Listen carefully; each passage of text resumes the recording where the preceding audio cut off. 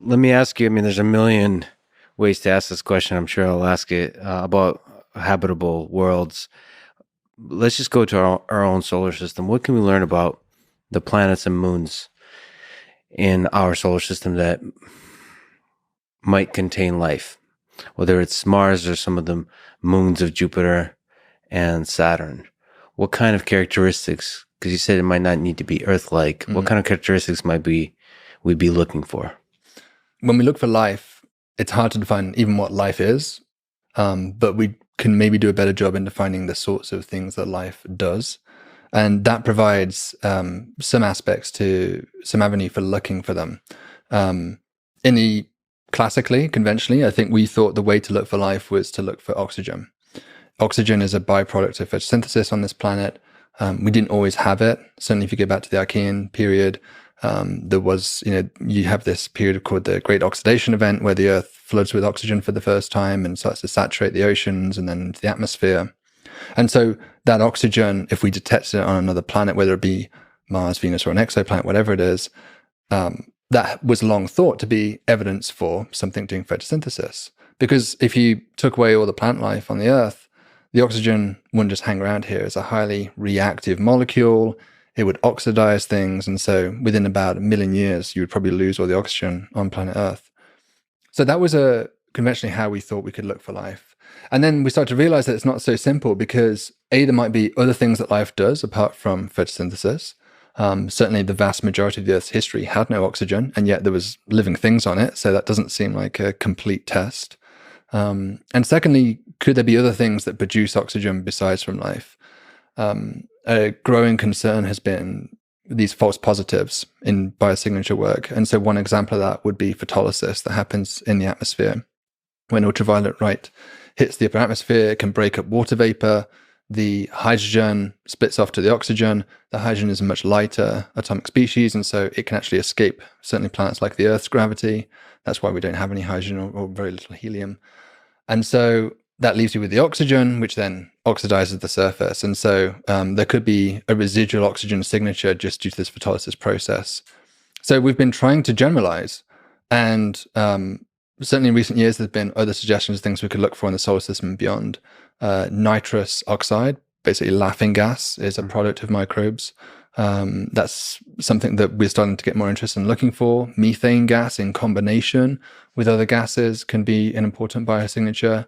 Phosphine as well, and phosphine is particularly relevant to the solar system because there was a lot of interest for Venus recently. You may have heard that there was a claim of a biosignature in Venus's atmosphere. I think it was like 2 years ago now. And the judge and jury are still out on that. There was a very provocative claim and signature of a phosphine-like spectral absorption. But it could have also have been some other molecule in particular, sulfur dioxide, which is not a biosignature. So this is a detection of a gas in the atmosphere of Venus. And it might be controversial on several dimensions. So one, how to interpret that. 2, is this the right gas? And 3, is this even the right detection? Is there an error in the detection? Yeah. I mean, how much do we believe the detection in the first place? If you do believe it, does that necessarily mean there's life there? And what gives? How can you have life in Venus's atmosphere in the first place? Because that's been seen as like a hellhole place for imagining life. But I guess the counter to that has been that, okay, yes, the surface is a horrendous place to imagine life thriving. But as you go up in altitude, the very dense atmosphere means that there is a cloud layer where the temperature and the pressure become actually fairly similar to the surface of the Earth. And so it may be there are microbes stirring around in the clouds which are producing phosphine. Mm-hmm.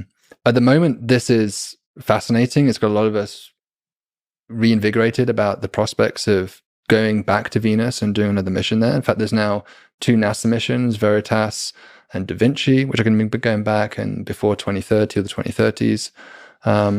And then we have a European mission, I think, that's slated now, and even a Chinese mission might be coming along the way as well. So we might have multiple missions going to Venus, which has long been overlooked. I mean, apart from the Soviets, there really has been very little in the way of exploration of Venus, certainly as compared to Mars.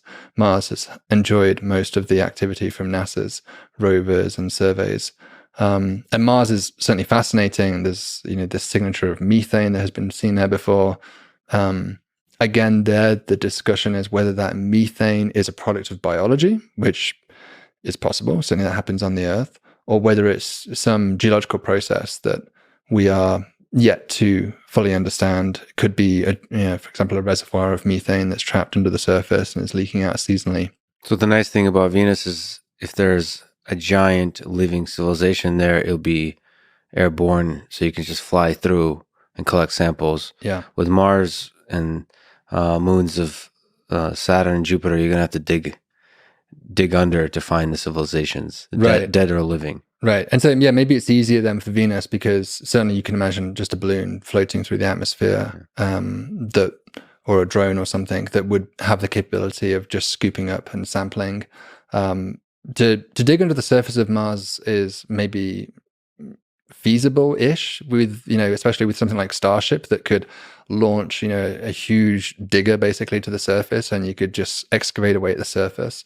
But for something like Europa, we really are still unclear about how thick the ice layer is, how you would melt through that huge, thick layer to get to the ocean, and then potentially also discussions about contamination. The problem with looking for life in the solar system, which is different from looking for life with exoplanets, is that you always run the risk of, especially if you visit there, of introducing the life yourself, right? It's very difficult to completely exterminate every single microbe and spore on the surface of your rover or the surface of your lander. And so there's always a risk of introducing something. I mean, to some extent, there is continuous exchange of material between these planets naturally on top of that as well. And now we're sort of accelerating that process to some degree. And so if you dig into Europa's surface, which probably is completely pristine, it's very unlikely there has been much exchange with the outside world for its subsurface ocean, you are, for the first time, potentially introducing bacterial spores into that environment that may compete or may introduce spurious signatures for the life you're looking for. And so it's almost an ethical question as to how to proceed with looking for life on those subsurface oceans. And I don't think one we've really have a good resolution for at this point. Ethical. So you mean ethical in terms of concern for for preserving life elsewhere? Right. Not to murder it, Yeah. as opposed to a scientific one? I mean, we always worry about a space virus, right? Coming here or some kind of external source. And we would be the source of that potential contamination. Or the other direction. Yeah. I mean, whatever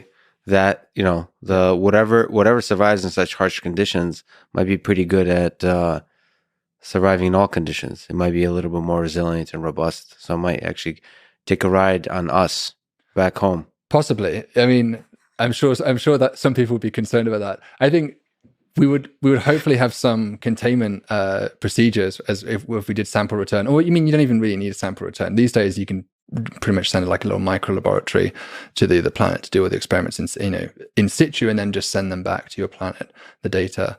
And so I don't think it's necessary that, especially for a case like that where you might have contamination concerns, that you have to bring samples back. Although probably if you brought back European sushi, it would probably sell for quite a bit with the billionaires in New York City. Sushi, yeah. I would love from an engineering perspective just to see all the different candidates and designs for like the scooper for Venus and the scooper for Europa and Mars.